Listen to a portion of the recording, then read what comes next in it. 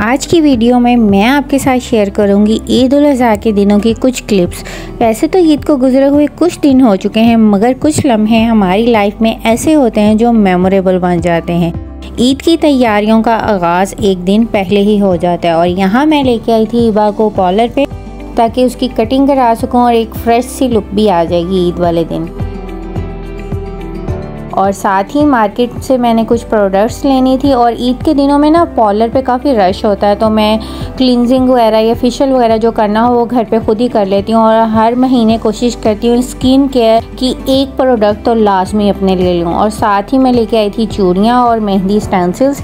अच्छा, इन स्टेंसिल्स ने ना ज़िंदगी आसान कर दी है मेरी जैसी माओं के लिए जिनको मेहंदी लगाना बिल्कुल भी नहीं आती थी। यहाँ कुछ लिपस्टिक शेड्स मैंने लिए थे और एक दो चीज़ें मेरी जो है बिल्कुल ख़त्म हो गई थी, जैसे सनस्क्रीन है, फेस वॉश, और बच्चों के लिए मैं ये तिब्बत स्नो ही लेके आती हूँ। मुझे लगता है कि इसमें केमिकल्स जो होते हैं वो थोड़े कम होते हैं। और थोड़ी सी मेकअप की प्रोडक्ट्स थी। और रात को मैं गई थी अम्मी जी की तरफ। मैंने अम्मी जी के मेहंदी लगाई और हिबा के इन स्टेंसिल्स की मदद से मेहंदी लगाई। और उसके बाद ये है जी सुबह का टाइम। और ईद सिर्फ खाना पकाने का नाम ही नहीं बल्कि माहौल को खुशगवार बनाने का त्यौहार भी है। चाहे वो कुशन कवर्स चेंज करने हो या माइनर सी चेंजेस करनी हो अपनी रोज़ की सेटिंग में, या न्यू बेडशीट्स बिछाना हो, ये सब छोटी छोटी चीज़ें मिलकर ना घर में ईद का एहसास जगाती हैं। इसलिए मैंने अपनी सुबह का आगाज़ अपने फेवरेट कोजी सेटअप से किया। और मैंने न्यू बेडशीट्स पहले ही लेके रखी हुई थी लेकिन मैंने बिछाया नहीं था। बस दिल करता है कि ईद पे कुछ तो नया हो। तो यहाँ सबसे पहले किचन में जाने से पहले मैंने अपने बेडरूम्स को सेट कर लिया, लाउंज को सेट कर लिया, क्योंकि किचन में मुझे पता था आज रूटीन बहुत बिजी होने वाली है। तो सबसे पहले जो सफाई का काम है और सेटिंग का काम है वो कंप्लीट कर लिया जाए।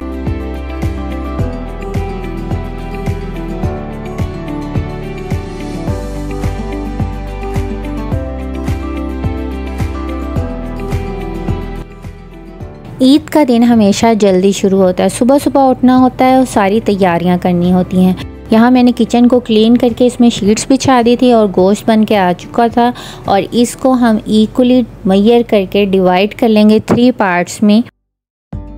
और गर्मी इतनी शदीद थी, बस कोशिश यही थी कि जल्दी जल्दी सारा काम समेट लिया जाए और गोश्त बांट दिया जाए टाइमली। और इस मौके पर रिश्तेदारों, हमसायों और मुस्तहिक लोगों को स्पेशली अपनी खुशी में शरीक करना चाहिए। स्पेशली जो हमारे गार्ड्स होते हैं, जो चौकीदार होते हैं गली में, या माली होते हैं, या सफ़ेद पोश तबका जो घर घर जाकर मांग नहीं सकते, उनको स्पेशली पैक करके भिजवाएं। और इतना भिजवाएं ताकि वो एक वक्त का खाना अच्छे तरीके से खा सकें। और यहाँ पे सबसे पहले मैंने बर्तन वॉश किए। उसके बाद मैंने क्योंकि गोश्त सुबह से तकसीम कर रहे थे और देख देख के ना बहुत ज़्यादा मसालों वाला, बहुत हैवी कुछ भी खाने को दिल नहीं करता। तो यहाँ मैंने डिसाइड किया कि मैं बना लेती हूँ नमकीन गोश्त। ये मेरे हस्बैंड को बहुत पसंद है। बहुत सिंपल सी रेसिपी है, सिर्फ फैट वाला मैंने मीट लिया था और 1 चम्मच नमक और 1 चम्मच ही मैंने इसमें काली मिर्च ऐड की थी। और 1 बड़ा चम्मच जो है मैंने 1 टेबलस्पून कह लें उसमें अदरक लहसुन का पेस्ट ऐड किया था। अच्छा, ये वही पेस्ट है जो मैंने बना के रखा हुआ था। और यकीन करें, देखें इसका कलर भी बिल्कुल चेंज नहीं हुआ और बिल्कुल ये फ्रेश लुक दे रहा है और इसका टेस्ट भी बहुत अच्छा रहा है और बड़ा ही टाइम सेविंग साबित हुआ मेरे लिए। और 1 गिलास पानी मैंने इसमें ऐड करके और थोड़े से लहसुन के जवे जो हैं साबुत ही मैंने रख दिया था इसमें। और इसको स्टीम पे हम बनने के लिए रख देंगे। 45 मिनट के बाद ये अच्छे से पक जाएगा। ग्रीन चिली डाल के इसको अच्छे से भून लें और सर्व करें। इसमें मैंने एक्स्ट्रा कोई भी ऑयल या घी नहीं डाला था, फैट का अपना ही ऑयल निकल आया था। उसके बाद बनाई थी तवा कलेजी। और ये है जी केक बनाया था मैंने ईद के दिन शीर खुरमा के अलावा, और बहुत मज़े का बनता है। इसकी रेसिपी भी इंशाल्लाह मैं जल्द आपके साथ शेयर करूँगी।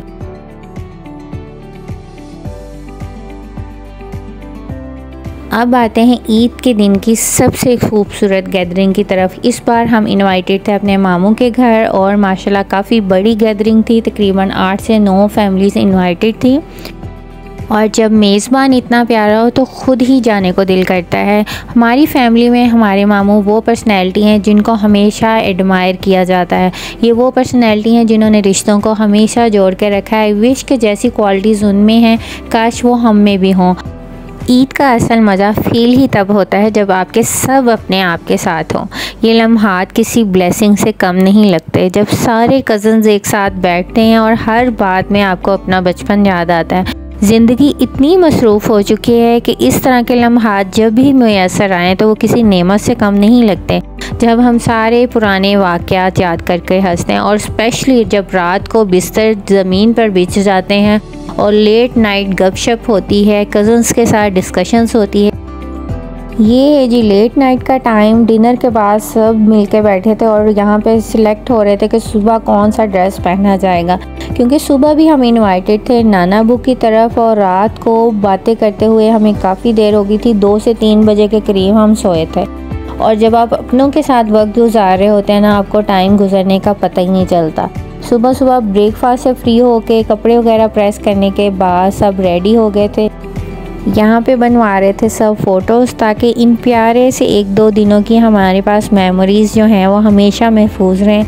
और अल्हम्दुलिल्लाह मेरे खाला लोग, मामू लोग माशाल्लाह वो इतने ज़िंदा दिल हैं। जब आप उनके पास बैठे हों तो आपको लगता ही नहीं कि आप किसी बड़े के पास बैठे हो या अपने फ्रेंड के साथ बैठे हो। आई थिंक रिश्तों को होना भी ऐसी ही चाहिए।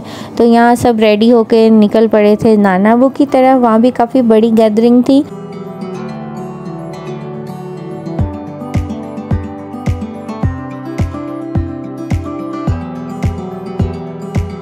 और ये ईद के तीसरे दिन की कुछ क्लिप्स हैं। और इतना बिजी स्केड्यूल था, और जब स्पेशली अब आप अपनी फैमिली के साथ टाइम स्पेंड कर रहे होते हैं तो आपको दिल ही नहीं करता कि आप कैमरा उठाएं और शूट करें। यहाँ बच्चे अपने कज़न्स के साथ इंजॉय कर रहे थे। लंच सर्व हो चुका था और लंच के बाद हमें निकलना था वापसी के लिए।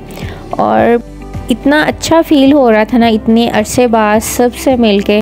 मुझे लगता है शादी के बाद जैसे जैसे ज़िंदगी आगे बढ़ती जाती है ना, सबका एक साथ बैठना बहुत कम होता जाता है। और मैं हमेशा फ़ील करती हूँ कि जो टाइम आपको अपनों के साथ गुजारने के लिए मिलता है वो बहुत बहुत प्रीशियस होता है। और ऐसे मोमेंट्स हमें रिमाइंड कराते हैं कि असल खुशी चीज़ों में नहीं होती, बल्कि उन रिलेशंस में होती है जिन्हें हम दिल से फ़ील करते हैं। उम्मीद है आपको मेरा ये ईद व्लॉग पसंद आया होगा। अगर अब तक आपने मेरे चैनल को सब्सक्राइब नहीं किया तो कर लें, ताकि ऐसी प्यारी बातें, वाइब्स और फैमिली मोमेंट्स मैं आपके साथ शेयर करती रहूँ। Thank you so much. अल्लाह हाफिज़।